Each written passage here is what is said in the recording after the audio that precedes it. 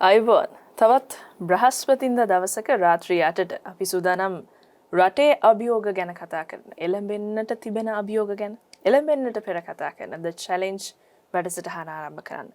මේ මොහොතේ අපි හැමෝම අපේ දේවල් පොඩ්ඩක් නවත්තගෙන නමුත් අර hina වෙන්න හේතු එහෙම නැත්නම් මේ සතුටින් ඉන්න හේතුවක් කොහෙන් හෝ හොයාගන්න ලොකු උත්සාහයක නිරත වෙලා ඉන්නවා කියන එක අමුතුවෙන් කිව යුතු කාරණාවක් නෙවෙයි. නමුත් එහෙම වෙලාවේ රටේ තවත් බොහෝ දේවල් සිද්ධ වෙනවා.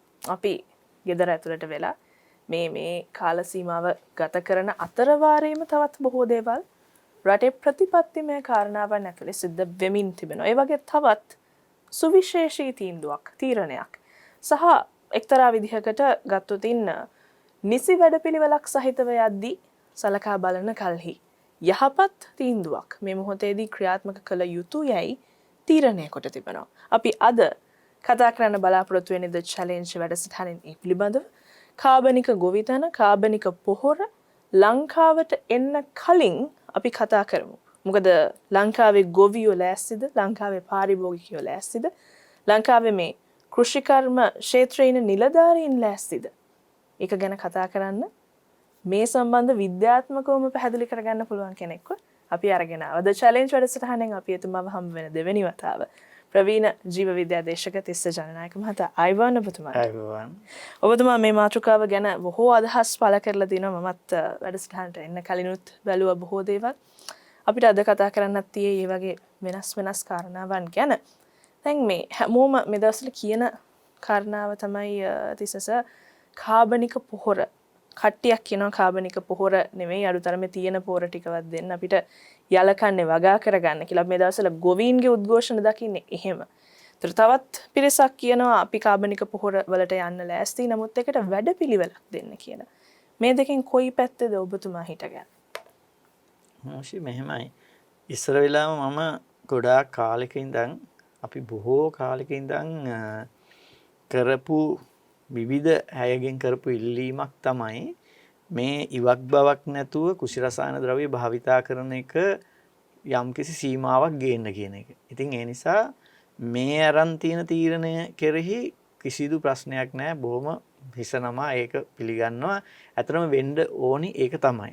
හැබැයි මේක ක්‍රියාත්මක වන විදිහ දිහා බලපුවාම එතකොට මේක මේ ක්‍රියාත්මක කරන්න ගිහින් මේක මට තේරෙන්නේ විධිමත් වැඩපිළිවෙලක් අනුව ක්‍රියාත්මක වෙන්නේ නැහැ කියන එක. මේක විධිමත් වැඩපිළිවෙලකට ක්‍රියාත්මක වෙන්නේ නැතුව ගියොත් මේ කාබනික පොහොරෙන් වගා කරනවා කියන සංකල්පය ගොවීන් නිකන් කියන්නේ ගණන් ගන්න නැති තත්යකටපත් වුණොත් එහෙම අපිට මේක කවදාවත් කරන්න බැරි වෙන්න ඉඩ තියෙනවා. ඉතින් ඒ නිසා මම කියන්නේ මෙතඩොලොජි එකක් එහෙම නැත්නම් මේ ක්‍රමානුකූල ක්‍රමවේදයක් අනුව ගොවියාටත් නොතේරෙන්න හිමීට මේක මං හිතන්නේ කාබනික ගොවිතැන දක්වා මාරු කරන්න ලස්සන වැඩපිළිවෙලක් හදලා මේක ක්‍රියාත්මක කළා නම් තමයි හොඳ. ඒ කියන්නේ මේ සංකල්පයේ වැරද්දක් නැහැ. මේ සංකල්පේ වෙන්න විය යුතුමයි. නමුත් මේක ක්‍රියාත්මක කරන්න පටන් ගත්ත විදිහේ වැඩපිළිවෙලක් සාර්ථක වැඩපිළිවෙලක් දකින්න ලැබෙන්නේ නැහැ. ඒක නිසා තමයි විවිධ අයට මේ ගොවීන්ව යොදාගෙන රජයට විරුද්ධව මේ යම්කිසි බලවේගයක් තියෙනවා කියලා පෙන්වන්නත් මේක යොදා ගන්න පුළුවන්. මොකද ලංකාව කියන්නේ අමුතු රටක්නේ. ඒ කියන්නේ හොඳ දේ වුණත් ඒක හොඳ දෙයක් වුණත් සමහර ලාවට අපි සියලු දෙනාම මේ අපේ අර දේශපාලන පක්ෂයේ මේකේ දෘෂ්ටි කෝණයෙන් ඒ පාටින් තමයි දේවල් දිහා බලන්නේ. එවැනි රටක යමක් ක්‍රියාත්මක කරන්න යනකොට හරියම හොඳම ක්‍රමවේදයක් හදලා ක්‍රියාත්මක කළේ නැත්නම් ඒක සමහර විට ඒ ක්‍රියාත්මක කරන්න ගියේ කෙනාටත් ඒක ප්‍රශ්නයක් වෙන්න ඉඩ තියෙනවා. ඒක තමයි ලංකාවේ ක්‍රමවේදය. ඒ නිසා මම මේ කාබනික පොහොර භාවිතා කරලා ගොවීන් වගා කරන්න උනන්දු කරන එක සහ රසායනික පොහොර ඇත්තටම දැන් රසායනික පොහොර ගෙන්වීම කියන එක මේ දැන් අපි එක වරම නවත්තනවනේ. එහෙම නැතුව මට හිතෙනවා මේක ක්‍රමානුකූලව රසායනික පොහොර ගෙන්නන එක අඩු කරගෙන ගිහින් ක්‍රමානුකූලව කාබනික පොහොර භාවිතා කරන එක වැඩි කරගෙන ගියා නම් මෙහෙම අරුබුදයක් නොවි ලස්සනට මේ වැඩේ කරගන්න තිබුණා කියන එක. ඒ කියන්නේ අරමුණ හොඳයි. ඒකේ දැක්මත් හොඳයි. නමුත් සැලසුම ක්‍රියාත්මක කිරීම සාර්ථකයි කියලා කියන්න බෑ. ඒ තමයි මේ අර්බුදය ඇති වෙන්න හේතුව. අනේ ඒ නිසාම තමයි මේ තරම් දුකත් නේද තිස්සස. මොකද මේ අරමුණ සහ දැක්ම පිළිබඳව කාලයක් තිස්සේ විද්වතුන් ඔබතුමාලා ඇතුළු බොහෝ දෙනා කතා කරා. පෙනී හිටියා වෙනුවෙන්. මහා සංඝරත්නය ඇතුළුව. ඉතින් එහෙම තත්වයක් උඩ වැඩපිළිවෙලක් නැතුව සම්පූර්ණ ක්‍රියාපිළිවෙත අදහස අතාර ගන්න සිද්ධ වුණා. එහෙම වුණොත් ගෝවියා ඊට පස්සේ කියන අනේ මේ ඔය කාබනික පොර කතා නම් කියන්න එපා. ඕක හරියන වැඩක් නෙමෙයි කියන තැනට ගෝවියාගේ මනස හැදුනොත් ඊට පස්සේ අපිට මොනවා කළත් ඕක ක්‍රියාත්මක කරගන්න බැරි වෙන තත්ත්වයක් උදා වෙනවා. අන්න ඒ බය තමයි මට තියෙන්නේ. සහ මේ කොහොමත් මේ බහුජාතික පොහොර සමාගම් එක වැඩ කරද්දී ඒ තැනට තල්ලු වෙන්නත් ඉඩ තියෙනවා. ඒ සාධාරණ බය සහ සාධාරණ සැකය තමයි මේ තරම් මේ ගැන කතා කරන්න හරි දේ කතා කරන්න අපිව පොළඹවන්නේ. දැන් වැඩපිළිවෙලට එන්න කලින් සහ මේ බොහොම මූලික කාරණාවල ගැනත් අපි කතා කරනවා. නමුත් ඊට කලින් මට මෙහෙම අහන්න තුන දැන් අපි වෙළඳපළට ගිහිලා සාමාන්‍ය අපේ දිනදා පොලෙන් බඩු ගනිද්දි එළවලු ගනිද්දි පළතුරු ගනිද්දි ඒ වලට නියම වෙච්ච මිලක් තියෙනවා. මේක මම මේ සාමාන්‍ය පාරිභෝගිකයාගේ හින් අහන්නේ. හැබැයි අපි ඕගනික් කියලා ගන්න කාබනික කියලා ගන්න දේවල් හරිම මේ මොකක්ද අපි එකට කියන්නේ හරිම මේ මිල අධිකයි සුඛෝපභෝගී මිලවල් තියෙන. සුඛෝපභෝගී භාණ්ඩයක් වෙලා කාබනික ද්‍රව්‍ය කාබනික එළවලු සහ පළතුරු. ඉතින් මෙහෙම තත්වයක් උඩ කන්න පුළුවන් වේද අපිට ඉස්සරහට? එතන ප්‍රශ්න ගොඩක් තියෙනවා. ඒ කියන්නේ රසායනික ද්‍රව්‍ය බහුල වශයෙන් භාවිතා කරලා හදපු එළවලු පළතුරු දුප්පතුන්ට කන්න ඒතර රසායනික ද්‍රව්‍ය භාවිතා කරලා නැතුව හදපු ඒවා සමාජයේ ඉහළ මට්ටමේ ඉන්න අයට වැඩි කල ජීවත් වීම සඳහා ඒක වැඩි මිලක් දීලා ගන්න පුළුවන්. ඉතින් එතකොට එතනත් මහා ලොකු අසාධාරණයක් මෙතන නිර්මාණය වෙනවා ඇත්තටම. ඒ ප්‍රශ්නෙත් ඇත්තටම ලංකාවේ තියෙනවා. දැන් හදිසියවත් අපි උදාහරණයකට අපි කාබනික ගොවිතැනටම ගියා කියලා හිතමු. එතකොට සියලු දේ කාබනික බවට පත් වෙද්දි සමහර විට මිල තුලණය වෙන්න පුළුවන් වෙළඳපොළ දෘෂ්ටි කෝණයෙන් බැලුවොත්. එහෙම නොවුනොත් ඒවල මිල ගණන් සියල්ල ඉහළ යන්න පටන් ගත්තොත් අපි වගේ රටකට දරා ගන්න පුළුවන්ද? ඔව් ඒක තමයි මම කිව්වේ අර මුලදිම කියන්නේ මේ නිසා අපි හිතුවොත් දැන් මෙහෙම හිතන්න අනුශි දැන් ඔය අලුතින් වගා කරලා තියෙන දැන් අපේ සාම්ප්‍රදායික වී ප්‍රභේද එකක්වත් දැන් අපි වගා කරන්නේ නැහැනේ. එතකොට අපි අර පැණි කොමඩු ඉස්සර තිබිච්ච අපි අර මෙහෙ කොහෙද හතරගම යනකොට තිබුණ අර දිග ඒවා ඒ කියන්නේ ලංකාවේ දේශීය ඒවා දේශීය වට්ටක්ක දේශීය තක්කාලිවත් නැහැනේ දැන්. අර ගොරක තක්කාලි කියන්නේ ඒ තක්කාලිත් දැන් දකින්න ලැබෙන්නේ නැහැ. දැන් ඔක්කොම විදේශීය රටවල් වලින් එන හයිබ්‍රිඩ් සීඩ්ස් තමයි ගොවීන් වගා කරන්නේ. ඒතර එව්ව හදලා තියෙන්නේම කෙටි කාලයකින් ලොකු අස්වැන්නක් දෙන්න. හැබැයි ඒවා අපි කියනවා ඒවායේ පොහොර වලට තියෙන රෙස්පොන්ස් එක නැත්නම් පොහොර ප්‍රතිචාරය ඉතා ඉහළයි. ඒවා හදලම තියෙන රසායනික පොහොර වලට. ඒ කියන්නේ බීජ. එතකොට ඒවට මේ රසායනික පොහොර වෙනුවට කාබනික පොහොර දැම්මොත් සමහර විට අස්වැන්න හොඳටම අඩු වෙන්න ඉඩ තියෙනවා. මොකද ඒවා මේ පොහොර ප්‍රතිචාරීතාවය ගොඩක් වැඩි. එතකොට දැන් මේකෙන් මම කියන්නේ රසායනික පොහොර ගෙන්නන්න ඕනි කියන කතාව නෙමෙයි. අපි අතින් වෙච්චි වැරද්දක් තියෙනවා. ඒ තමයි පිට රටින් මේ එළවලු වල බීජ ටික එව්වේ නැත්තම් අපිට දැන් වගා කරගන්න බීජ නැහැ. දැන් ඔබ හොයලා බලන්න හයිබ්‍රිඩ් තක්කාලි බීජ කිලෝ එකක් පොඩි ගණන් නෙමෙයි ලක්ෂ 7-8 වගේ ගණන් තියෙන්නේ. ඒ තරම් බීජ ගණන්. එතකොට ඔය මොන්සැන්ටෝ වගේ සමහර සමාගම් තමයි ලෝකේ මේ පොඩි අපි වගේ කෘෂිකාර්මික රටවල් වලට ඕන කරන ඔක්කොම බීජ ටික නිෂ්පාදනය කරන්නේ. එතකොට ඒවා ඊළඟ ප්‍රශ්නේ. අපි දැන් ඒ බීජ ටිකකින් ගෙඩි වලින් බීජ අරගෙන අපි තියාගත්තා කියලා හිතන්නකෝ. තියාගෙන ඊළඟ කන්නේ අපි ඒව වගා කළොත් ඒවයි නිකන් මේ අර තක්කාලි වෙනුවට නිකන් අර තිබ්බොටු වගේ ඒවා තමයි හැදෙන්නේ. එහෙම නැත්නම් ගෙඩි හැදෙන්නෙම නැහැ. එක වතාවයි. ටර්මිනේටර් සීඩ් ටෙක්නොලොජි කියලා එකක් ඒගොල්ලෝ අනුගමනය කරනවා. මේ දෙන්නේ F1 සීඩ්ස් නම් ඒකෙන් විතරයි අස්වැන්න එන්නේ. ඊළඟ එක අපහු ඒගොල්ලන්ගෙන් ගන්න ඕනේ. එතෙන්ටම බෙල්ල හිර කරලා තියෙන්නේ අපේ. ඒතකොට ඒ අපේ ඒ භෝග ප්‍රභේදවල එහෙම ප්‍රශ්නයක් වෙලා තියෙන වෙලාවක අපි කාබනික පොහොර විතරක් භාවිතා කරලා වගා කරන්න ගියාම එතකොට මේකෙන් අස්වැන්න හොඳටම අඩු වුණොතින් එහෙම අර ඔබ කිව්වා වගේ වෙළඳ පොලේ එළවලු වල බරපතල හිඟයක් ඇති වෙන්නත් පුළුවන්. ගොවීන්නුත් ප්‍රශ්න ගණනාවකට අපි ඔක්කොම මේකට මේවා වෙන්න පුළුවන්. ඒ කියන්නේ මම එකයි කිව්වේ මේක මෙහෙම ක්ෂණිකව ක්‍රියාත්මක කරන්න පුළුවන් වැඩක් නෙවෙයි. ඒ කියන්නේ එහෙමනම් මේකත් එක්ක බලන්න ඕනේ අපි වගා කරන භෝගවල පොහොර ප්‍රතිචාරය කොයි වගේද? එතකොට දැන් අපේ සාම්ප්‍රදායික භෝග ටිකට මොකද්ද වෙලා තියෙන්නේ? ඒව අපිට ගන්න බැහැ. ඒ කියන්නේ භෝග පිළිබඳවත් හොයන්න වෙනවා. ඒ කියන්නේ මේ පොහොර භාවිතා කිරීම වෙනස් කිරීමට පෙර අපේ භෝග වර්ග ටික පිළිබඳවත් හොයලා බලන්න වෙනවා. මම මේ නිකමට අහන්නේ තිස්සස දැන් ඕවා හොයන්න වෙනවා කියන්නේ මීට කලින් කවුරුත් ඒව හොයලා නැද්ද? දැන් අපේ සාම්ප්‍රදායික භෝග ප්‍රභේද ටිකක් තියෙනවා. ඒවය ඒවට වඩා ඉක්මනින් ඒ කියන්නේ ෂණිකව කෙටි කාලයකදී විශාල අස්වැන්නක් ලබා දෙන හයිබ්‍රිඩ් භෝග වර්ග ටිකකට අපි කාලයක් තිස්සේ හිමීට තල්ලු වෙලා ගිහින් තියෙනවා.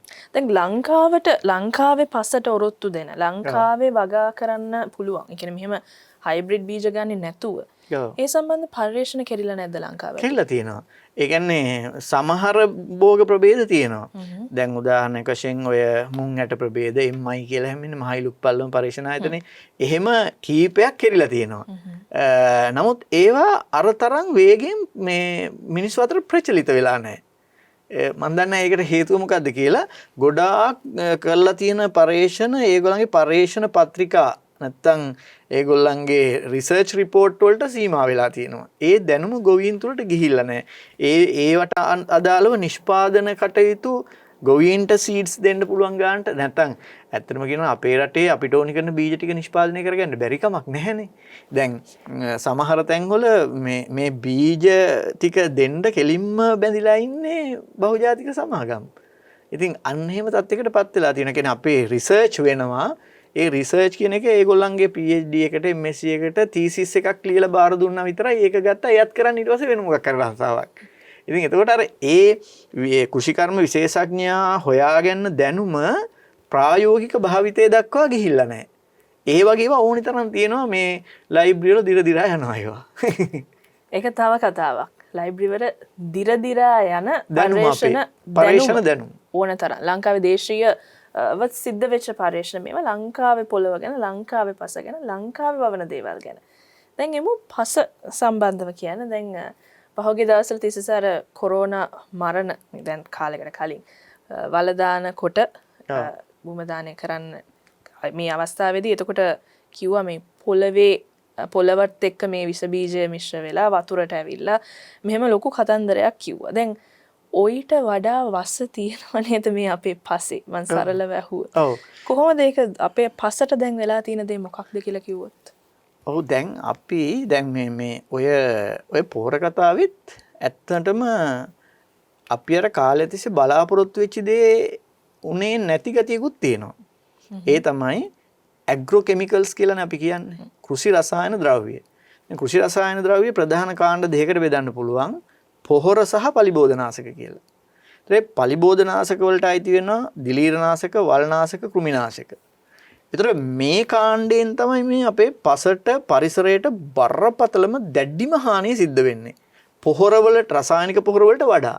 මං කියන්නේ රසායනික පොහොර වලින් හානියක් වෙන්නේ නැහැ කියලා. මේ දෙක සංසන්දනය කළොත් ඒ කියන්නේ රසායනික පොහොරයි රසායනික පලිබෝධනාශකයි සංසන්දනය කළොත් පලිබෝධනාශක වලින් තමයි බරපතලම හානිය වෙන්නේ. නමුත් දැන් කතිකාව තියෙන්නේ රසායනික පොහොර ගැන. එතකොට දැන් මට තියෙන ප්‍රශ්නේ තමයි රසායනික පොහොර ගෙන්නන ආනයනය කරන එකත් නවත්තන අතර පලිබෝධනාශකත් නවත්තනවද? හැබැයි කොහෙවත් කියවෙන්නේ නැහැ. කවුරුත් ඔය වැඩසටහන් මං ගණනාවක් දැක්කා පලිබෝධනාශක ගැන ලොකු කතාවක් නැහැ. ඒ කියන්නේ වැඩිම හානිකර දේ ගැන කතාව අඩුයි. අඩුයි ඇත්තෙම නැහැ. ඊට වඩා අඩුවෙන් හානියක් වන රසායනික පොහොර පිළිබඳ ලොකු කතාවක් ඇති වෙලා තියෙනවා. එතකොට කොහොම වුණත් කාලයක් තිස්සේ කිසිදු වග විභාගයකින් තොරව මේ පලිබෝධනාශකයි රසායනික පොහොරයි යොදලා දැන් අපේ පොළව සම්පූර්ණයෙන්ම විනාශම වෙලා තියෙන්නේ. එතකොට මේවයේ අවශේෂ ආහාර දාම ඔස්සේ ක්‍රැස් වෙලා ඊට පස්සේ භූගත ජලයේ ඔස්සේ කියන්නේ මේ පොළොව යටට ගිහිලා භූගත ජලයට එකතු වෙලා මිනිසුන්ගේ ආහාර වලට ජලයට එකතු වෙලා ඒ කියන්නේ මේක දැන් මේ අවුරුදු 20ක් විතර කාලෙක තිස්සේ 20 30ක් විතර කාලයක් තිස්සේ ඉඳන් මේ හානිය සිද්ධ වෙමින් පවතිනවා. එතකොට මේක අපි නවත්ත ගන්නත් ඕනි. හැබැයි ඒ නවත්ත ගැනීමේදී පැහැදිලි ක්‍රමවේදයකුත් හදාගන්න ඕනි. ඒ කියන්නේ මම කියන්නේ මේ අපි අවුරුදු 2-3ක ප්ලෑන් එකක් හදාගන්න ඕනි මේක ක්‍රියාත්මක කරන්න. වෙලා තියෙන හානිය නම් ඊටාම ප්‍රබලයි අපේ පසට. මොකද පසේ ඉන්න වගාවන්ට හිතකර ලෙස බලපාන ශුද්‍රජීවි සමුදායක් ඉන්නවා. මයික්‍රෝ ඕගනිසම්ලා ෆ්ලෝරා එකක් ඉන්නවා පසේ. ඒගොල්ලෝ තමයි ඇත්තටම ගහකට ඕනි කරන මේ පෝෂක ටික එකතු කරලා දෙන්නේ. ඒ වගේම තියෙනවා පසේ කලිල කියලා જાතියක්. ඒ කියන්නේ කලිල කොලොයිඩ්ස් කියලා කියන්නේ ඒ චූටි මැටි අංශු සහ ඔය හියුමස් වගේ අංශු. ඒ අංශු වලට තමයි අර දාන රසායනික පොහොරවල තියෙන අයන හයි වෙලා තියෙන්නේ. එතකොට දැන් යම් කිසි පසක තියෙන කලිල ප්‍රමාණය අඩු වුණොත් රසායනික පොහොර කොච්චර දැම්මත් ඒක රඳවා තියාගන්න බෑ.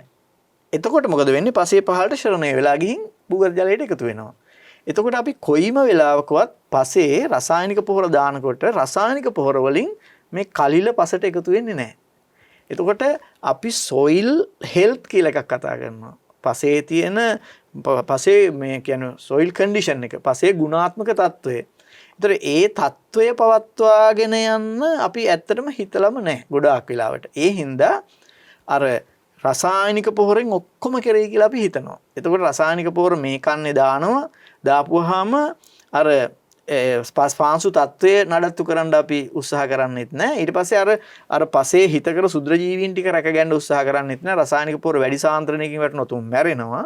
ඒතර ඊළඟ කන්නේ වෙනකොට මොකද වෙන්නේ? ඒ ස්වභාවිකව ලැබෙන පොහොර ටික අඩු වෙනවා. අඩු වෙනකොට රසායනික පොහොර තව ටිකක් වැඩි කරන්න වෙනවා. ඊළඟ කඩේදී තව ටිකක් වැඩි කරන්න වෙනවා. එතකොට එන්න රසායනික පොහොර ප්‍රමාණය වැඩි කරගෙන යන්න වෙනවා. ඇයි අර ස්වභාවික ලැබෙන ශුද්‍රජීවීන් ටිකත් මැරිලා යනවා. ඉතින් එතකොට රසායනික පොහොර දිගින් දිගට වැඩි කරන්න වෙනවා. හැබැයි මෙහෙම දෙයක් තියෙනවා. අපිට තිබුණේ අවුරුදු කීප නැත්නම් අවුරුදු 2ක විතර කාලයක් අරගෙන මේ රසායනික පොහොර ටික අඩු කරලා ගොවියට කාබනික පොහොර හදාගන්න ඕනි කරන දැනුම ලබා දෙන්නයි දේශීය සමාගම් ටිකක් දියුණු කරගන්න ඕනි කාබනික පොහොර අවශ්‍යතාවයට අනුව ලබා දෙන්න. අන්න එහෙම වැඩපිළිවෙලක් හැදුවා නම් මේක මං හිතන්නේ සාර්ථකත්වයට ගෙනියන්න පුළුවන්. මේක හැබැයි කරන්න බැරි නෑ. කරන්න පුළුවන්. සහ දැන් ඔබතුමා ටිකක් කිව්වා මේ කතාව මේ පලිබෝධනාශක සම්බන්ධව. ඒ කියන්නේ මේ රසායනික පොහොර ගැන හැමෝම කතා කරන ඇස්සේ අනෙකුත් භාවිතා කරන රසායනික ද්‍රව්‍ය ගැන කතා කරන්නේ නැහැ කියලා. මේවා දැන් පසට එකතු වෙනවට අමතරව අපි මේ කන හැම කෑමකම මතු පිට ඇතුළත දෙකේම තියෙන දේවල්. එතකොට මේවයින් සිද්ධ වෙලා තියෙන හානිය, මේවයින් අපේ ශරීරයට වෙලා තියෙන හානිය කොහොමද පැහැදිලි කරගන්නේ? ඒව නම් ඉතාම බරපතලයි. ඒ කියන්නේ දැන් මම දන්න උදාහරණ කියන්නේ. දැන් සමහර කෘමිනාශකවල ගහලා තියෙනවා පෙර අස්වනු කාලය කියලා ගහලා දාලා තියෙනවා සති 2ක් කියලා. ඒ කියන්නේ ඒ පෙර අස්වනු කාලයේ සති 2යි කියන එකෙන් අදහස් කරන්නේ ඒ කෘමිනාශකය ගැහුවොත් සති 2ක් යනකම් අස්වනු නෙලන්න එපා කියන එක. ඒක පාවිච්චි කළොත් සති 2ක් යනකම් අස්වනු නෙලන්න එපා කියන එක. ඒකේ අදහස සති 2ක් යනකම් ඒ කෘමිනාශකය ඒ පටක තුල තියනවා කියන එක. හැබැයි මම දැකලා තියෙනවා මම ප්‍රදේශයේ කියන්නේ නැතුව කියන්නම් වට්ටක්ක කඩලා ගෙනහලා මේ හෙට වෙළඳ පොළට ගෙනියන්න තියෙද්දි මේ වැල්වල නෙවෙයි කඩලා ගොඩ ගහලා මේ කුමිනාශකය ගහනවා. ඇයි කියලා අහපුවාම කියනවා මේ ගෙඩි දැන් මෙහෙම ගිනියද්දි ගබඩා කරද්දිත් අර පළතුරු මැස්ස කුකුබිට් පළතුරු මැස්ස විදලා බිත්තර දාලා කුණු වෙන්න පුළුවන්. ඒක වළක්වන්නයි ගහන්නේ කියලා. ඒතර ලේබලේම තියෙනවා කුමිනාශකේ ඒ කියන්නේ මේක ගැහුවොත් දින 14ක් යනකම් අස්වනු නෙලන්න බෑ කියලා. ඉතින් ඒ විදිහට කන්න කොහොමත් බෑ. කන්න කොහොමත්ම බෑ. එතකොට ඒ විදිහට අක්‍රමවත් පලිබෝධනාශක භාවිත කරපුවම වෙන දේ මේකයි. අපි හිතමු අපි ඕකෙන් වට්ටක 250 ග්‍රෑම් කෑවයි කියලා. ඕකේ තියෙන්න පුළුවන් ඒ විෂ මිලිග්‍රෑම් ප්‍රමාණයක්. මිලිග්‍රෑම් ප්‍රමාණයක්. ඒක අපිට මරණය ඇති කිරීමට සමත් නැහැ. මොකද අපේ බොඩි weight එකේ හැටියට අපිව මරන්න ඒ ප්‍රමාණය මදි. හැබැයි එක දෙයක් තියෙනවා. මේ කෘමිනාශක මේ පලිබෝධනාශක අපේ මේ දේදිය වෙන්නේ. වතුරේ නෙමෙයි. වතුරේ දිය වෙනවා නම් මුත්‍රා සමග අයින් වෙනවා. මේදේ දිය වෙන හින්දා මේද පටකවල තැම්පත් වෙනවා. අපි ඊළඟ සතියේ කෑවොත් 250ක් ඒකේ තියෙන අර මිලිග්‍රෑම් ප්‍රමාණයත් තැම්පත් වෙනවා. ඒ විදිහට අවුරුදු 10ක් විතර කනකොට තැම්පත් වෙලා අපේ ශරීරයේ මේද පටකවල අපි එකට කියන්නේ බයෝ ඇකියුමිලේෂන් කියලා. ඒ කියන්නේ විෂ සාන්ද්‍රණය වෙනවා අපේ ඇඟේ. සාන්ද්‍රණය වෙලා එක්තරා අගයකට ආවන් පස්සේ අපේ සෛලවල ක්‍රියාකාරීත්වය වෙනස් වෙලා කැන්සර් එකක් බවට පත් වෙනවා. ඒ කියන්නේ ටික මැරෙනවා. ඉතින් ඒ වගේ බරපතල හානියක් තියෙනවා පලිබෝධනාශකවල.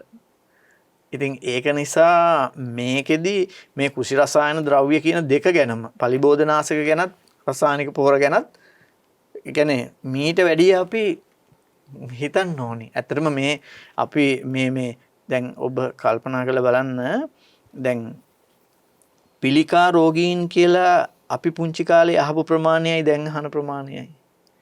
දැන් මේ සාකච්ඡාව අහගෙන ඉන්න පවුලක් ගත්තොත් ඒ ඕනම සමාජිකයෙක්ගෙන් අහලා බැලුවොත් පිළිකාවක් හැදිච්ච ළඟ නෑදෑයෙක් නැද්ද කියලා අනිවාර්යෙන් ඉන්නවා. එච්චරම පිළිකා ප්‍රමාණය වැඩි උනේ ඇයි? අපි සාමාන්‍යයෙන් සෞඛ්‍ය දිනු කරනවා කියලා කියන්නේ තව පිළිකා රෝහලක් හදමු කියන එකයි. ඒකනේ අපි සාමාන්‍ය ක්‍රමේ තව පිළිකා රෝහලක් හදමු. තව ගොඩ රෝහලක් හදමු. ඒකට තව සෙනග වැඩි වෙනවා නම් තවත් එකක් හදමු. එතකොට දැන් අපි කරන්න ඕනේ ලෙඩේ හැදෙන්න ඇරලා ප්‍රතිකාර කරන රෝහල් ගාන වැඩි කරන එකද? කියන්නේ රෝහල් සහ රෝගීන් වැඩිවීම රටේ සෞඛ්‍ය දර්ශකයක්ද? එහෙම නැත්නම් ඒ රෝහල් වලට රෝගීන් නැතිවීමද සෞඛ්‍ය දර්ශකය කියන එක හිතන්න වෙනවා. ඉතින් මේ தත්ත්වයට බලපාලා තියෙන ප්‍රධාන සාධකය තමයි අපේ මේ පැති දෙකක් තියෙනවා. එකක් තමයි මේ වෙන පැත්තකටත් යනවා. එතකොට මේක එකක් තමයි අපි මේ ආහාර කල් තියාගන්න භාවිතා කරන දේවල්. කල් තියාගෙන අපි කියන්නේ ප්‍රෙසර්වේටිව්ස් කියලා. ආහාර කල් තියා ගැනීමට යොදන දේවල් සහ අනිත් එක තමයි පලිබෝධනාශක මිශ්‍ර වෙච්ච ආහාර. ඉතින් ඒකෙන් ලොකු බලපෑමක් ඇති වෙනවා. ඉතින් ඒක නිසා කවුරු හරි නායකෙක් මේ වගේ දෙයකට උනන්දු වෙනවා නම් අපි පුළුවන් තරම් දුරට ඒකට කකුලෙන් අදින්න නැතුව ඒකට අපි උදව් කරන්න ඕනේ. හැබැයි අර අපි පෙන්වලා දෙන්නත් ඕනේ මේ මෙන්න මේ ක්‍රමවේදය මේක ක්‍රියාත්මක කරන්න ගියොත් අපි අමාරුවේ වැටෙනවා කියන එක. මම පොඩි උදාහරණයක් ඔබට කියන්නම්. දැන් යූරියා කියන්නේ රසායනික පොහොරක්. ඒක අද දැම්මොත් හේම ගහකට හෙට එනකොට දිය වෙලා අනිද්දා වෙනකොට උරාගෙන ඉවරයි. ඒ කියන්නේ ගහට පෝෂක ලැබෙනවා. හැබැයි අපි ඕකට කොම්පෝස්ට් පොර දැම්මොත් ඔය කොම්පෝස්ට් පොර ටික එහෙම අද දාලා අනිද්දා වෙනකොට අවශෝෂණය වෙන්නේ නැහැ. එතකොට ඒකට සමහර කාබනික පොර එහෙම අවශෝෂණය වෙන්න මාසයක් විතර යනවා. ජීර්ණය වෙලා අවශෝෂණය වෙන්න. එහෙනම් දැන් ගහට දැන් මේ වයසේදී නම් පොහොර අවශ්‍ය වෙන්නේ ඒ වයසේදී දාලා හරියන්නේ නැහැ කාබනික පොහොර රසායනික පොහොර වගේ. ඒක ඊට කලින් දාන්න ඕනේ. කලින් දාලා තමයි මේ මෙතෙන්ට. එතකොට සමහරවිට වී වගාවට එහෙම පැල කාලේදී ඕනි පොහොර සමහරවිට බිම් සකස් කරනකොට දාන්න වෙනවා. ඒ පසත් එක්ක මිශ්‍ර කරලා එහෙම මම ඒක තමයි කිව්වේ. මට මේ ඔක්කොම දේවල් කියන්න බෑ. ඒ කියන්නේ මේකට යම්කිසි ක්‍රමානුකූල වැඩපිළිවෙලක් හදන්න ඕනේ. ඊළඟට දැන් අපි දැන් මේකෙදි විකල්පයක් ආවනේ අපේ ලංකාවේ කාබනික පොහොර මදි නම් අපි කාබනික පොහොර පිටරටින් ගෙන්නනවා කියලා. ඒකනම් අර කොරෝනා වසංගතයට වඩා ලොකු වසංගතයක් හදාගන්න පෙර නිමිත්තක් තමයි.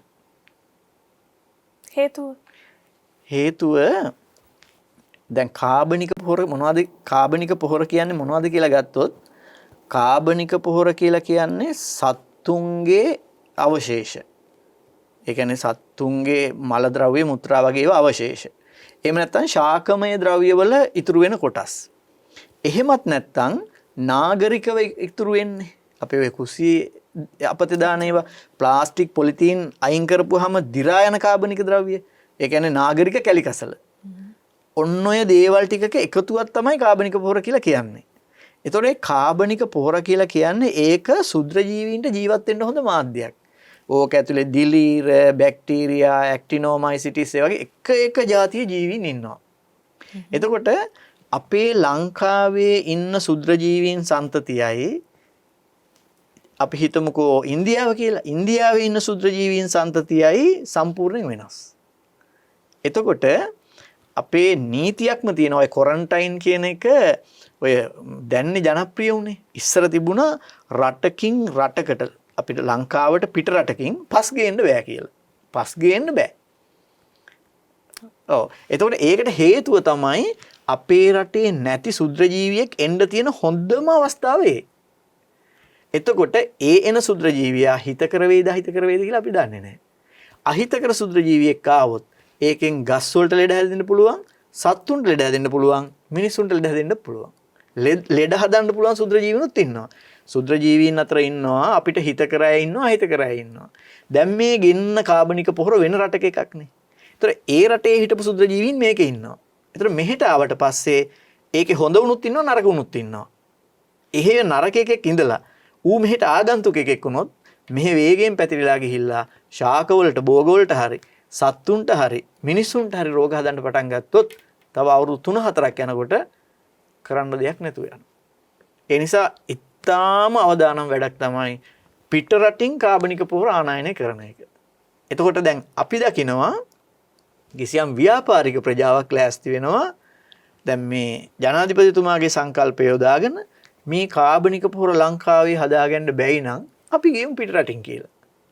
ඒතර එයාලගේ තියෙන ව්‍යාපාරික අදහසක්. ඒ කියන්නේ ඒගොල්ලන්ට මොකක් හරි කොමිස් එකක් හරි මොනවා හරි දෙයක්. එහෙම නැතුව මේ රටේ කෘෂිකර්මයට හෝ මිනිසුන්ට හෝ සත්තුන්ට හෝ වෙන හානියක් ගැන ඒගොල්ලන්ගේ එක්කෝ ඒගොල්ලන්ට ඒ ගැන දැනුමක් නැහැ. එක්කෝ දැනුමක් තිබුණත් ඒගොල්ලන්ට ඒක අදාළ නැහැ. ලැබෙන මුදල ගැන විතරයි හිතන්නේ. හිතන්නකෝ අපි එංගලන්තේ රෝහල් අපද්‍රව්‍යයක් ලංකාවට ගෙන්න ගත්ත මිනිසුනේ මේ ව්‍යාපාරිකෝනේ ලංකාවේ ඉන්නේ. ඉතින් එහෙම රටක මේක මහ ලොකු දෙයක් නෙමෙයි. අන්න එතන තමයි තියෙන ලොකුම අභියෝගය තියෙන්නේ. පොඩි උදාහරණයක් මම කියන්නම් මේ මෑත කාලේ ඉන්දියාවේ පැතිරිලා කියන අර බ්ලැක් ෆංගල් ඩිසීස් කියලා එකක්. ඔව්. මේ කළු මේ දිලීර රෝගය කියලා. ඒතර ඒ දිලීරය පසේ ඉන්න පුළුවන්. ඒක හදන දිලීරේ පසේ ඉන්න පුළුවන්. එතකොට ඒ දිලීර වලත් එක එක මාදිලි ඉන්නවා. මෙහි නැති මාදිලියක් එන්න තියෙන හොඳම අවස්ථාව ඒ. ඉතින් මම කියන්නේ මේ ඉතාම වැදගත් සංකල්පයක් ක්‍රියාත්මක කරන්න ගිහිල්ලා ඉතාම හානිකර දෙයක් කරගත්තොත් ඒක බරපතල ප්‍රශ්නයක්. ඊළඟට තව එකක් තියෙනවා. ඒ තමයි දැන් අපි කියනවානේ රසායනික පොහොර මේ වල තියෙන ලොකුම ප්‍රශ්නයක් තමයි බැරලෝහ තියෙන එක. නිකල්, කැඩ්මියම් මේ වගේ බැරලෝහ තියෙනවා. එතකොට ඔය කාබනික පොහොර ගත්තොත් නාගරික කැලිකසල තියෙන්නේ. නාගරික කැලිකසල වලින් හදන කාබනික පොහොරවල ඔය නිකල්, කැඩ්මියම් වගේ බැරලෝහ තියෙන්න පුළුවන්. මොකද නාගරික ප්‍රදේශ තියෙන ගොඩක් දූෂණය වෙච්ච ප්‍රදේශ. චීන වගේ රටක් ගත්තොත් එහෙම ගොඩක් පරිසර දූෂණය වැඩි. ඒ වගේ එක තියෙන ප්‍රමාණය ගොඩක් වැඩි. ඉතින් එතකොට අර අපි මේ හොඳ දෙයක් කරන්න ගිහිල්ලා ඊට වැඩිය නරක දෙයක් ගෙනත් දාගත්තා වෙනවා. මං කියන්නේ මම නම් පෞද්ගලිකව ඒකට ඉතාමත්ම විරුද්ධයි. මම කියන්නේ හරි වැඩ පිළිවෙලක් තියෙනවා නම් ලංකාවේ පුළුවන්කම තියෙනවා කාබනික පොහොර නිෂ්පාදනය කරන්න. සහ දැන් එකක් ඔව් අපි නිෂ්පාදකයින් හදාගන්න ඕන, අනිත් එක බීජ ටික හදාගන්න ඕනේ, අනිත් එක අපි පසත් හදාගන්න ඕනේ. ඒතකොට මේ දැන් මම අපි අර ඉස්සෙල්ලා කතා කරා වගේ දිසස තාම දූෂිත වෙච්ච පසක් තියෙන එකක් රසායනික පොහොර, අනිත් එක මේ පලිබෝධනාශක. සහ අපි භාවිතා කරන සමහර වගා ක්‍රම නිසා මේ තුනම නිසා. ඉතින් එහෙම වෙච්ච පසක් සරලව භාෂාවෙන් කියනවා නම් ගොඩ දාගන්න ඕනේ දැන් ඒ පස. ඒක කරන්න කොහෙන්ද අපි පටන් ගන්නෙ? කොහොමද ඒක හදාගන්න පුළුවන් සාමාන්‍ය සරල ක්‍රමයක්? ඔව්. ඒකෙදි අපි ඉස්සර වෙලාම දැන් ඔය ඇත්තම කියනවා නම් හරිම විදිහ තියෙනවා නම් දැන් අපි තේ වගාවට මෙන්න මේ පොර දාන්න කියලා කිව්වට තේ වගා කරන ප්‍රදේශයේ අණුව සහ ඒ ප්‍රදේශයේ තියෙන පස අණුව තමයි පොහොර නිර්දේශ කරන්නේ. පසේ තත්ත්වයේ බලලම තමයි පොහොර නිර්දේශ කරන්න ඕනේ. ඔබතුමා කියන්නේ රසායනික පොහොර මොන පොහොර දැම්මත් මොනම පොහොර වර්ගයක් දැම්මත් පසේ තත්ත්වය අනිවාර්යෙන් බලන්න ඕනේ. ඒ කියන්නේ පාංශු පරීක්ෂණයක් කරන්න ඕනේ. නමුත් මම නම් දන්න විදිහට මේ පහුගිය කාලවකවානුවේ මිනිස්සු පොහොර දැම්මේ එහෙම පාංශු පරීක්ෂණයක් කළවත් මොනවා කළවත් නෙමෙයි. එකක් ටීවී එකේ තියෙන පොහොර පිළිබඳ ඇඩ්වර්ටයිස්මන්ට්, පත්තරේ තියෙන ඇඩ්වර්ටයිස්මන්ට් සහ ළඟම හන්දියේ කඩේ පොහොර සහ පලිබෝධනාශක විකුණන තියෙන කඩේ මුදලාලිගේ උපදේශ මත තමයි මේවා කරගෙන ගියේ. ඒක තමයි ඇත්තටම උනේ. ඉතින් මේ වැඩපිළිවෙලක් තියෙනවා කෘෂිකර්ම දෙපාර්තමේන්තුවේ. හැබැයි ඒක ක්‍රියාත්මක වෙනවද කියන එකයි ප්‍රශ්නේ. ඒ ප්‍රශ්නේ හරියටම විග්‍රහ කරනවා නම් මගේ තියෙනවා නම් අක්කර 5ක ඉඩමක් මොන හරි වගාවක් කරන, එහෙමනම් මගේ මේකෙන් හැමතැනින්ම නියෝජනය වෙන පරිදි සාම්පල් අරගෙන සොයිල් ටෙස්ට් එකක් කරලා අපි කියනවා නියුට්‍රියන් රික්වයර්මන්ට් රිපෝට් එකක්. ඒ කියන්නේ මේකට නයිට්‍රජන් මෙච්චරයි ඕනි, ෆොස්ෆරස් මෙච්චරයි ඕනි, පොටෑසියම් මෙච්චරයි ඕනි. ඒ ප්‍රමාණයට අනුව මෙන්න මේ පොහොර වර්ග ටික මෙන්න මෙච්චර ප්‍රමාණයකින් ඕනි කියලා පොහොර නිර්දේශ සටහනක් දෙන්න ඕනි පාංශු පරීක්ෂාවක් කරලා. ඒකට අනුව තමයි පොහොර දාන්න ඕනි. දැන් ඔබ හිතනවාද ඔහොම ක්‍රියාත්මක වෙනවයි කියලා? මුකුත් නැහැ. ඔය ගෙනාවා ඔය කඩලා දැම්ම එච්චරයි. ඒකයි සාමාන්‍යයෙන් වෙන්නේ. ඉතින් ඒ මූලික වශයෙන්ම කරන්න ඕනි මේක ගොඩ දාන්නම් ඉස්සෙල්ලාම පස් පරීක්ෂණයක් හැම ශාස්ත්‍රයකම වෙන්න ඕනි. වෙලා සොයිල් කන්ඩිෂන් කියන එක පසේ පවතින තත්ත්වය හඳුනා ගන්න ඕනි. ඊට පස්සේ පාංශු කාදනය වෙමින් පවතිනවද කියන එක හඳුනා ගන්න ඕනි. දැන් පාංශු සංරක්ෂණය පාංශු කාදනය වෙනවා. ඒකට සංරක්ෂණ ක්‍රම තියෙනවා. ඒතර අපි ඔය මොනවත්ම කතා කරන්නේ නැහැනේ. පොහොර විතරමයි කතා කරන්නේ. එතකොට ඒ කියන්නේ අර ඒ හා බැඳුණු අනිත් දේවල් ටික ගැන කතා කරන්නේ නැතුව පොර දානවද නොදානවද කාබනික පොර දානවද රසායනික පොර දානවද කියන තමයි කතා කරන්නේ. ඇත්තටම කියනවා නම් සොයිල් ඉරෝෂන් එකක් එහෙම නැත්නම් පාංශු කාදනයක් වෙනවා නම් ඒ පසට මොනවද දැම්මත් වැඩක් වෙන්නේ නැහැ. පස හේදිලා යනවා නම්. ඒ නිසා පස හේදිලා යන එක වළක්වන්නත් කෘෂිකර්ම දෙපාර්තමේන්තුවෙන් රිසර්ච් කරලා හොයාගත්ත ක්‍රම තියෙනවා. ඒතර ඒක අනුගමනය කරන්න ඕනේ. එතකොට ඊළඟට අනිත් එක තමයි පස් පරීක්ෂණයක් කරන්න ඕනි. ඒ පස් පරීක්ෂණයෙන් තීරණය කරන්න ඕනි මේකට මොකද කරන්නේ? මේකේ pH අගය වැඩිද අඩුද? ඒක කන්ට්‍රෝල් කරන්නේ කොහොමද? ඊට පස්සේ මේකට කාබනික පොහොර කොච්චරක් දාන්න ඕනිද? එතකොට ඒ ප්‍රමාණයෙන් ඔක්කොම පෝෂක ලබා දෙන්න බැයි නම් අපිට පුළුවන් ඕයි නම් මේ රසායනික පොහොර දැන් මේ රසායනික පොහොර කියන එක ඕනිම නෑ කියලා කියන්න ඕනිත් නැහැ. ඒ කියන්නේ ඇත්තටම ওই රසායනික පොහොර වලින් ඇති වෙලා තියෙන හානිය ගොඩක්ම වෙලා තියෙන්නේ ඉවක් බවක් නැතුව දාපු එකෙන්. ඒක දැන් අපිට දැන් මේ විෂය නිර්දේශ හදලා තියෙන්නේ විෂය නිර්දේශ වල උගන්වන්නේ ඒකාබද්ධ පැලෑටි පෝෂක කළමනාකරණ ක්‍රමය කියලා. ඒ කියන්නේ මේ හැම එකක්ම විද්‍යාත්මකව එකට එකතු කරලා තමයි භාවිතා කරන්න ඕනේ. සොයිල් කන්ඩිෂන් එකක් තියාගෙන සොයිල් හෙල්ත් එකක් තියාගෙන මේක ඉන්ටග්‍රේටඩ් ඒ කියන්නේ සමෝදානික විදිහට මේක යොදා ගන්න කියලා තමයි මේ ළමයින්ටත් උගන්වන්නේ. එතකොට අර දැන් ඒ හින්දා මම හිතනවා මේ පස මෙච්චර හානියට ලක් වෙලා තියෙන ඒවා බැරි නෑ ගොඩ දාගන්න අමාරුයි. එතකොට ඒකට නිශ්චිත වැඩපිළිවෙලක් හදාගන්න ඕනි. වැඩපිළිවෙල හදලා ඒකට PhD එකක් ගත්තට වැඩක් නැහැ. ඒ කෘෂිකර්ම දෙපාර්තමේන්තුවේ තියෙන දැනුම මොහොම තියෙනවා. ගොවියා මෙහෙ ඉන්නවා. එතකොට ගොවියා මෙහෙන් දැනුම ලබා ගන්න යන්නෙත් නැහැ. අමාරුට ගොවියා දැනුම ලබා ගන්න ගියාට ඒගොල්ලෝ කියන දේ තේරෙන්නෙත් නැහැ. මොකද ඒකට හේතුව ගොවියාට තේරෙන භාෂාවෙන් මේක කියන්න ඕනිනේ. උපදෙස් ලබා දීම කියන එක. එතකොට මේ ගොවියා සහ කෘෂිකර්ම දෙපාර්තමේන්තුවේ මේ රිසර්ච් කරන අය අතර මේගොල්ලන්ගේ තියෙන දැනුම සහ මේගොල්ලෝ අතරට ඒක ගමන් කිරීම මේ දෙකන අතර අන්තර් සහසම්බන්ධතාවය හරි අඩුයි. ඒක සම්බන්ධ කරන්න ඉන්නවා ඇත්තටම මේ AI මහත්තුරු ඉන්නවා. මම දන්නේ නැහැ ඉතින් එහෙම වුණා නම් ගොවීන්ගේ වගා කටයුතු ඊට වැඩිය ගොඩාක් දියුණු වෙලා තියෙන්න ඕනේ. ඒ කියන්නේ ඊට වඩා ගොවියා දියුණු වෙලා තියෙන්න ඕනේ. ගොවියට ඊට වඩා දැනුම තියෙන්න ඕනේ. මට හිතෙන්නේ එහෙම එකක් වෙලා නැහැ. ඒ කියන්නේ ඒගොල්ලෝ හිටියට ඒ වැඩේ සිද්ධ වෙලා නැහැ කියන එක. ඉන්දියාවෙත් සිද්ධ වෙන ලංකාවෙත් සිද්ධ වෙන මේ දකුණු ආසියාවේ බොහෝ ගොවීන්ට අත්වන ඛේදජනක කිරණමකට ඇවිල්ලා තමයි ඔබතුමා කතාව නැවැත්තුවේ. ඒ කියන්නේ මේ පෝර ගන්න සහ බීජ ගන්න මුළු සේසතම වියදම් කරලා ඊට පස්සේ රටටම ණය වෙලා තමන්ගේ අත කන කර උගස් තියලා ගොවිතැන කරලා ඒ හම්බෙන වී ටික කොමාරි ආණ්ඩුවට විකුණන්න උත්සාහ කරලා කරගන්න බැරි වුණොත් සියදිවි නසා ගන්න ගොවීන් ලංකාවේ නැහැ කියලා ඔබ කියනවාද? එහෙම ඉන්නේ ඉන්දියාවේ විතරයි කියලා ඔබ කියනවාද? හොඳට හොයලා බලන්න සිද්ධ වෙයි ඔබට ඔබ ජීවත් වෙන රට ගැන එහෙනම් ඊට වඩා. එහෙම ගොවීන් ලංකාවෙත් ඉන්නවා. දැන් ඔය ඔක්කොම කාරණා අවසානයේ ඒවටත් සම්බන්ධයි. මේ ගොවීන්ගේ ජීවිත සම්බන්ධ ප්‍රශ්නයක් නිසා. දැන් අපි ඔය පස හදාගන්න විදිය ගැනත් කතා කරා. දැන් ඔය ඔබතුමා කිව්වනේ මෙහෙම මේ තැන් දෙකක මේ දෙගොල්ලෝ ඉන්නේ කෘෂිකර්ම අමාත්‍යාංශයේ තියෙන එක තැනක අර ගොවි ජනසේවා නිලධාරීන් හිටියාට ගොවියා ඉන්නේ තව තැනක මේක අරගෙන යන්න ක්‍රමයක් නැහැ කියලා. මේක තේරෙන භාෂාවෙන් ගොවියාට කිව්වොත් මේක කරන්න අපේ රටේ ගොවින් ලෑස්ති වෙයිද? දැන් වුන් ඉන්නේ කාබනික පෝර එපා. ඉස්සලා දැන් මේ යලකන්නේ වගා කරන්න පෝර ටික දීලා ඉන්න. ඊට පස්සේ අපි කතා කරමු වගේ තැනක තමයි ඉන්නේ. ඔව්. තේරුම් ගනීද ඔක?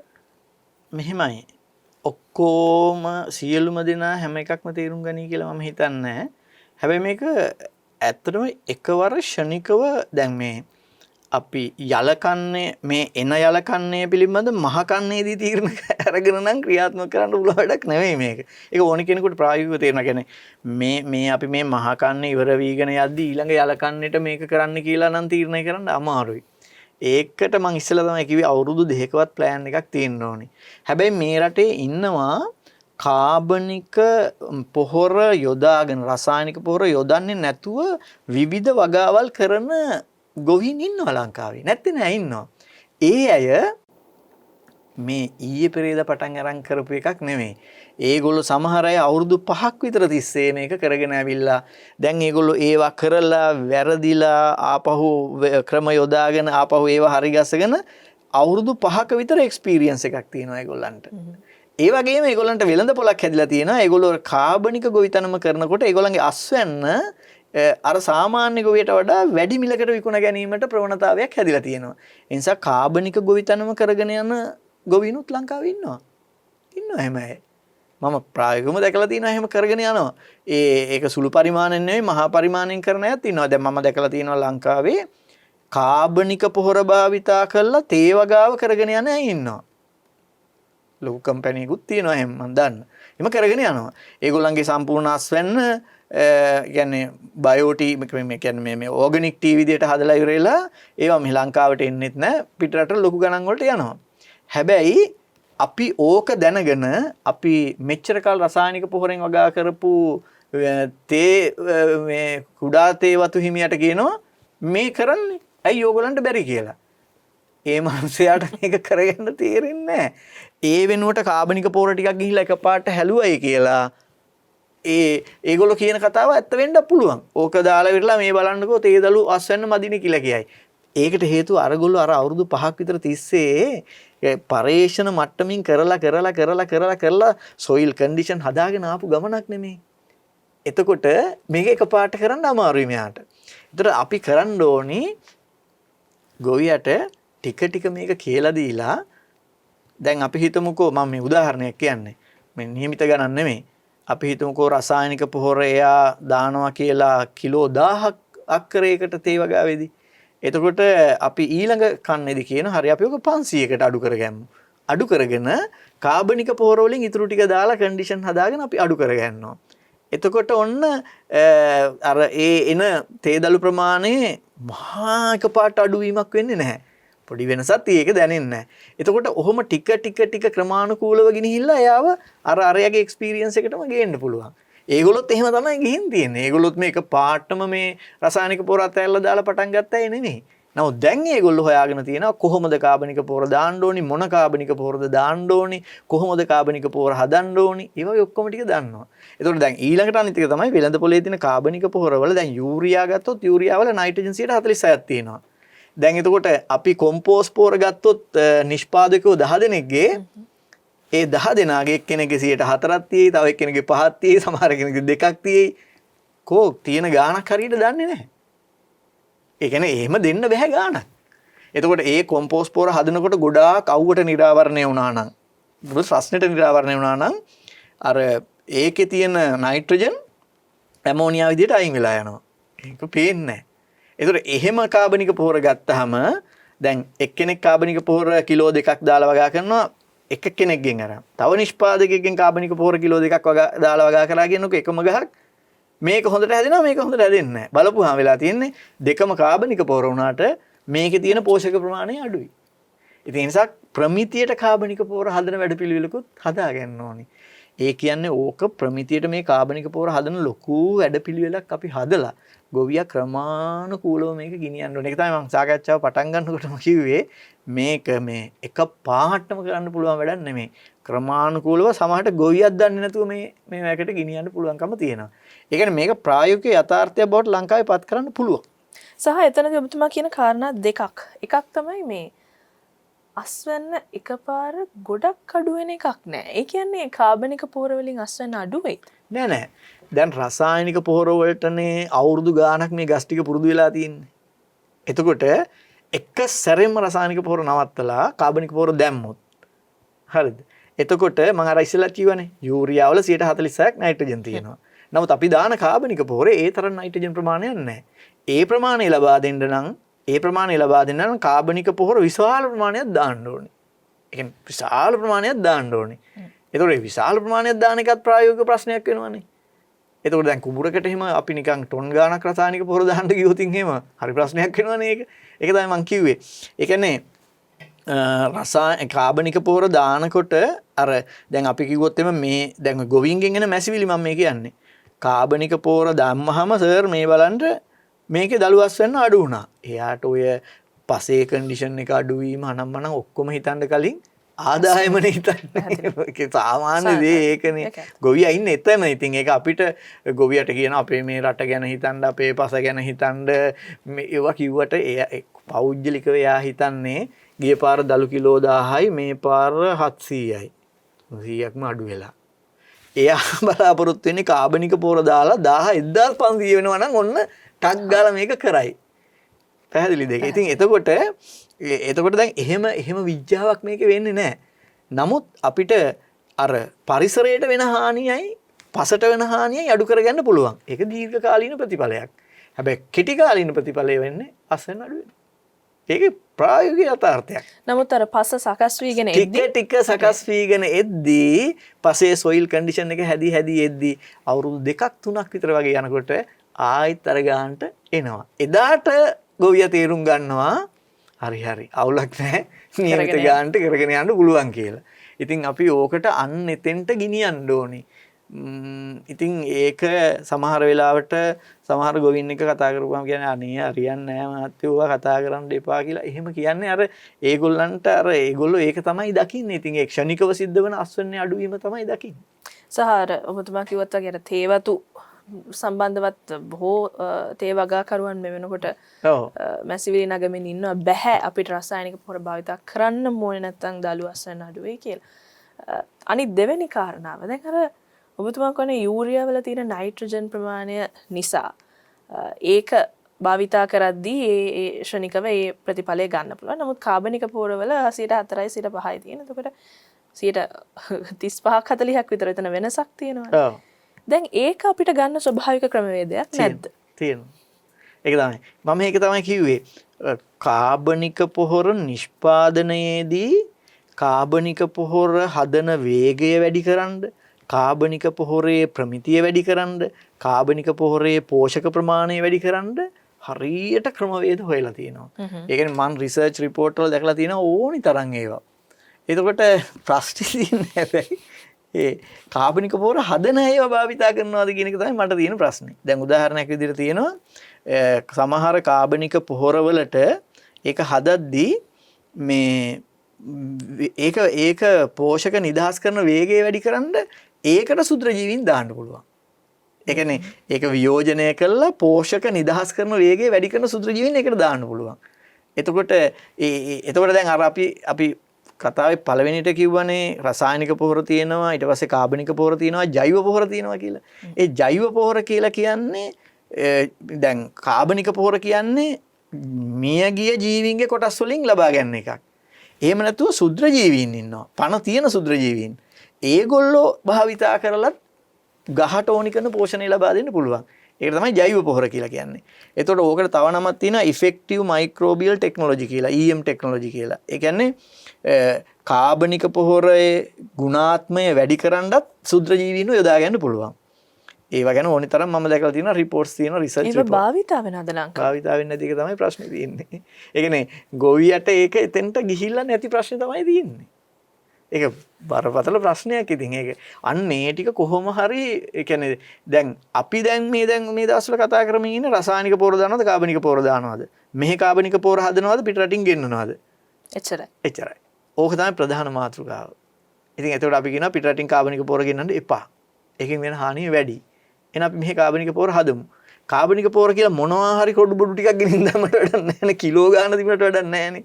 ඒක ඇතුලේ තියෙන පෝෂක ප්‍රමාණය වැඩි කරන්න ක්‍රමවේද ගොඩාක් තියෙනවා. ඉතින් මේ සාකච්ඡාවේදී අපිට මම කියන්නේ ක්‍රමවේද තියෙනවා කියන එක විතරයි.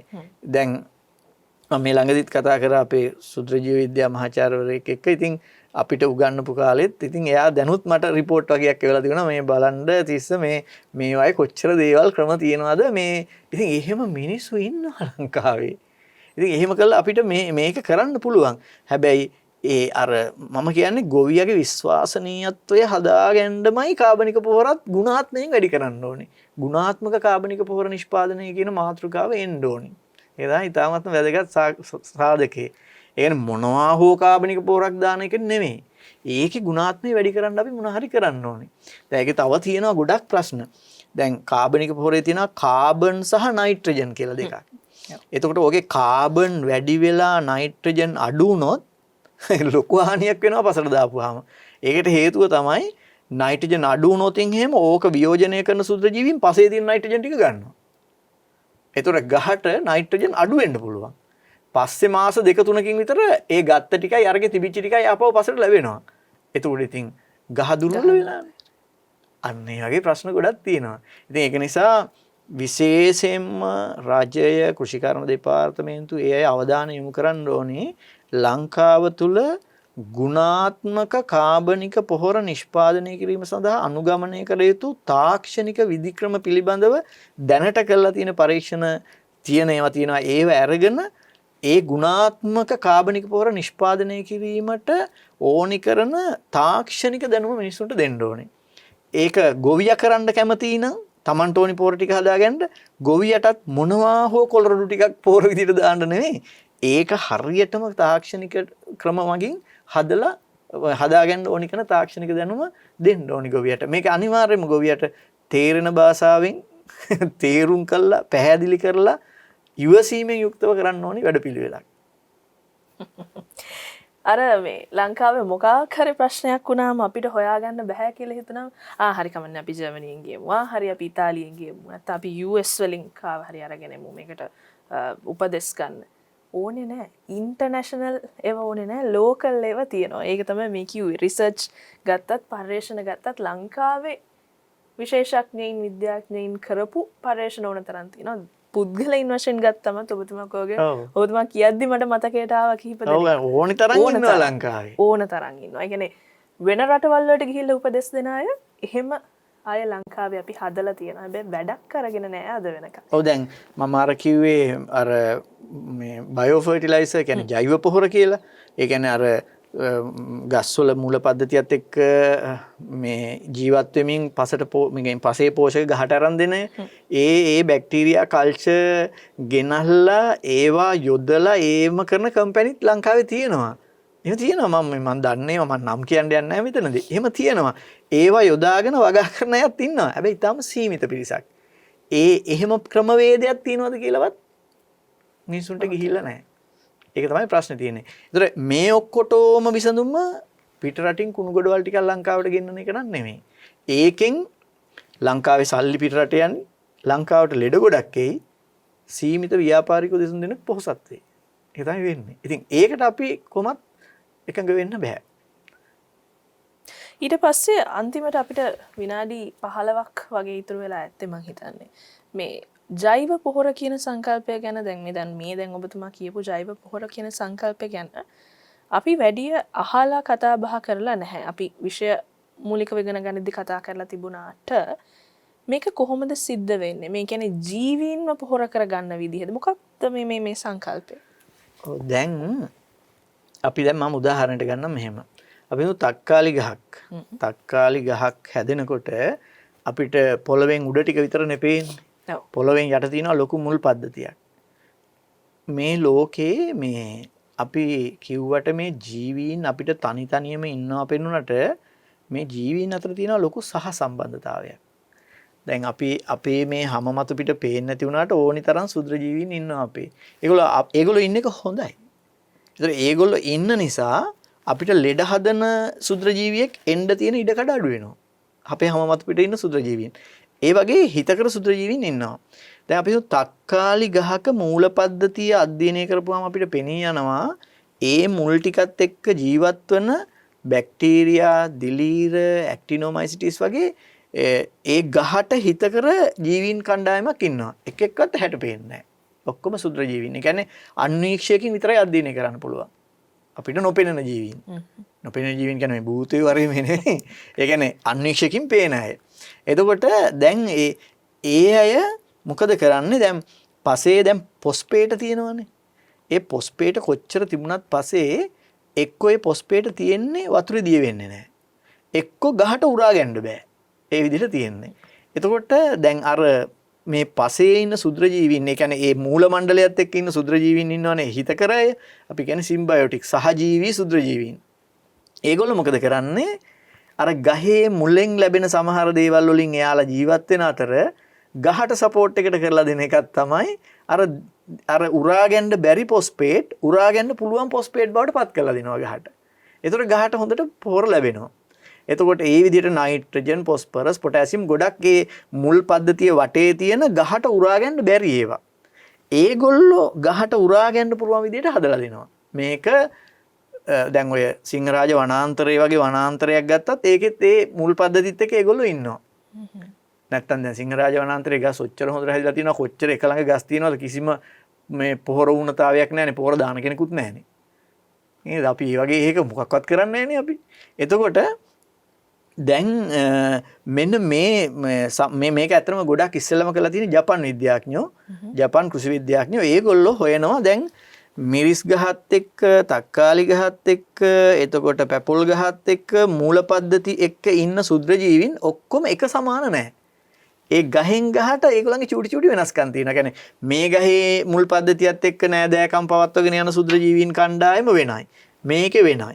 ඒතකොට ඒගොල්ලෝ කරලා තියෙන්නේ මේ එක එක ගහේ මූල පද්ධතිත් එක්ක ඒ ගහට පෝෂක අරන් දෙන්න උදව් කරන සුද්‍ර ජීවීන් ටික හඳුනා ගන්නවා. හඳුනාගෙන විද්‍යාගාරයක උන්ගේ සංඛ්‍යාව වැඩි කරනවා.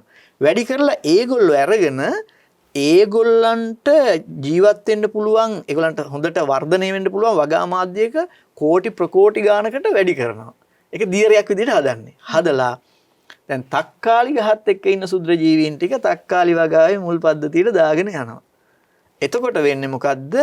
ඒ සුද්‍ර ජීවීන් ටික ඒ පසේ තක්කාලි ගහේ මුල පද්ධතිය එක්ක ගොඩාක් හැදෙනවා. හැදිලා අර පෝෂක ගොඩාක් ඒවා මොකද කරන්නේ? එයාට අරන් දෙනවා ස්වභාවිකව. ඒතර ඇත්තටම කියනවා අපි පොහොරක් දාලා නෙමෙයි. අපි පසේ තියෙන පොහොර ගහට උරා ගන්න උදව් කරන සුද්‍ර ජීවීන් ටික හඳුන්වලා දීලා තියෙනවා. දැන් අපි රසායනික පොහොර දානකොට වෙන්නේ මොකද්ද? රසායනික පොහොර දාපු ගමන්ම ඒවා ලවණනේ. ලවණ සාන්ද්‍රණය වැඩි වෙච්ච ගමන්ම අර මූල පද්ධතිය වටේ ඉන්න සොයේරම අර හිතකර ජීවීන් ටික මැරලා යනවා. එතකොට ඔය ජෛව පොහොර කියලා කියන්නේ අන්න ඒ වගේ සුද්‍ර ජීවීන් පසට යොදන එක. ඒක කාබනික පොහොර කියලා නෙමෙයි. ඒ කියන්නේ මොකද පණ තියෙන සුද්‍ර ජීවීන් දාන්නේ. පණ තියෙන සුද්‍ර ජීවීන් දාන්නේ ඒගොල්ලොත් පසට පොහොර ලබා දෙන්න දායක වෙනවා. ඒ එකක්. තව තියෙනවා දැන් අපි ගහකට ගොඩම්ම ඕනේ ඔය යූරියා පොහොරනේ. ඔය දැන් මේ දවස්වල අර සමහර හංගලා තියෙන ඒවා කඩලා එම ගෙනියන්නේ. යූරියා මිටි මෙච්චර හම්බ වුණා කියලා. ඒතර යූරියා දාන්නේ මොකටද? නයිට්‍රජන් ලබා දෙන්න. දැන් ඔබ අහලා ඇති ඔය පොඩි ළමයිනුත් දන්නවා නයිට්‍රජන් කියන මූලද්‍රව්‍ය ගත්තොත් පසේ තියෙන ප්‍රමාණයට වඩා වායුගෝලයේ තියෙනවා. වායුගෝලයේ තියෙන N2 කියලා. පසේ තියෙන NO3 කියලා. NO3- nitrate. අතන නයිට්‍රජන් වායුව. ඒතර ගහකට මුල් මගින් උරා ගන්න පුළුවන් මොනවද? නයිට්‍රේට්. නයිට්‍රේට් තමයි උරා ගන්න පුළුවන්. හරිද? ඒතර වායුගෝලයේ තියෙන N2 කියන එක ගහකට පත්‍ර වලින්වත් ගන්න බෑ. ඒක පුදුම ප්‍රශ්නයක්. හැබැයි ඒ නයිට්‍රජන් නයිට්‍රේට කරන්න පුළුවන් බැක්ටීරියාව ඉන්නවා, සයනෝ බැක්ටීරියාව ඉන්නවා පසේ සමහර තැන්වල. ඒතොර ඒ ගහ අවට ඒගොල්ලෝ ඉන්නවා නම්, ඒ පසේ ඒ සුද්‍ර ජීවීන් ටික ඉන්නවා නම් ඒගොල්ලෝ මොකද කරන්නේ? අර වායුගෝලයේ තියෙන නයිට්‍රජන් අරගෙන ඒක නයිට්‍රේට කරනවා. නයිට්‍රේට කරලා ගහට දෙනවා. එතකොට අන්නේ ඒ සුද්‍ර ජීවීන් අපිට හඳුනා ගන්න පුළුවන් නම් අපිට පුළුවන් ඒගොල්ලෝ පසට යෙදීමෙන් මොනව කරන්නද? අර යූරියා වලින් ලැබෙනවට වඩා වැඩිපුර නයිට්‍රජන් ප්‍රමාණයක් දෙන්න ස්වභාවිකව කිසිම හානියක් නැතුව. ඒ කියන්නේ අර දැන් හදිසියත් කවහරි කිව්වොත් කාබනික පොහොරවල මේ යූරියා වල තියෙන තරම් නයිට්‍රේට නැහැ කියලා. ඔව්. කිව්වොත් එහෙම මේ ජෛව පොහොර මාධ්‍යෙන් ඒක එහෙම කරන්න පුළුවන්. තුලනය කරන්න. ඉතින් දැන් ඒවා ප්‍රායෝගිකව දැන් ඉන්දියාවේ කරනවා එහෙම ඒවා. ඒවා ප්‍රායෝගිකව අපේ පැරණි ගැමියොත් කරන්නේ. ඔව් අපේ පැරණි ගැමියෝ දැන් අපේ ඇත්තටම කියනවා නම් අපේ කෘෂිකර්මයේ පටන් ගන්න තියෙන මේ හදයිය නෙවෙයිනේ. ඒ කියන්නේ අපි පරාක්‍රම බාහු යුගයේ පටන් මේක තියෙනවානේ. ඉතින් එතකොට ඒ කොහේදිවත් කියවිලා නැහනේ.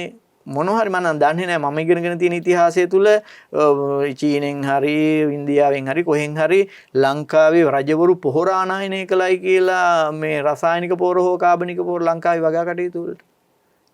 ඒතර අර වෙල්ලස්ස වෙල්ලක්ෂය තිබිච්ච එක නේද? උතර ඌව වෙල්ලස්ස පැත්තේ වගා කරපුවා. ඒ ඔක්කොටම හොඳට වගා කරලා තියෙනවානේ නේද? ඒක හොඳ අස්වෙනකුත් ලබාගෙන තියෙනවානේ. ඉතින් ඒක ඉතින් ඒ රසායනික පොහොර මොකුත් නැතුවනේ. ඉතින් ඒක නිසා අපේ අතීතෙත් ඒකට ගන්න දෙන දේවල් තියෙනවා. දැන් ඉතිහාසඥයෝ හොයන්න ඕනේ ඒවා කොහොමද කරේ ඒ කාලේ කියලා. බොහෝ දේවල් ඔව් ඉතින් අපිට සමහර දේවල් අපිම නැති කරගෙන ඇති. සමහර දේවල් අපිට නොදැනීම අපෙන් නැති කරලා ඇති. එහෙම දේවල් දැන් උත් වෙන්න පුළුවන්. මේ අර අපි මුලින් අතරමැද කිව්වත් වගේ මේ සංකල්පයේ තියෙන හොඳකම නිසාම ඒක හරියට ක්‍රියාත්මක කරගන්න හැම කෙනෙක්ටම ඇත්ත උවමනාවක් තියෙන්න ඕනේ. අන්න ඒ නිසයි මේ තරම් ඒ ගැන කතා කරේ. එතුමා දන්න දේවල් උදාහරණ සහිතව බොහොම සරලව කියලා දෙන කෙනෙක් නේ කොහොමත්. ඒක නිසා ඊටාම් පැහැදිලි ගොවියෙක්ට උනත් මේ දේ බලලා තේරුම් ගන්න පුළුවන් තරමටම පැහැදිලිව කිව්වා. බොහොම ස්තුතියි ප්‍රවීණ ජීව විද්‍යා දේශක තිස්ස ජනනායක මහතාට. ඔබතුමාට බෙහෙවින්ම ස්තුතිවන්ත වෙනවා අපහු වතාවක්. අපි කතා කරන දේවල් අපි පරිශ්‍රණ කරන දේවල් අර මං කිව්වේ ඉන්ටර්නැෂනල් දේවල් ඕනේ නැහැ. ලෝකල් දේවල් තියෙනවා අපි ගාව. ඕන තරම් මිනිස්සුත් ඉන්නවා, සම්පත් තියෙනවා. ඒ නිසා ඒව පාවිච්චි කරලා ටිකක් ඉවසීමෙන් හරි දේ කරන්න, හරි තීරණ ගන්න හැකි වේවායි කියලා හිතලා අපි අද The Challenge අවසන් කරමු. ලබන සතියේත් අපි ඔබව මුණ ගැහෙන බලාපොරොත්තු වෙන තවත් අලුත් challenge එකක් ගැන කතා කරන්න. සුබ රාත්‍රියක් ඔබට.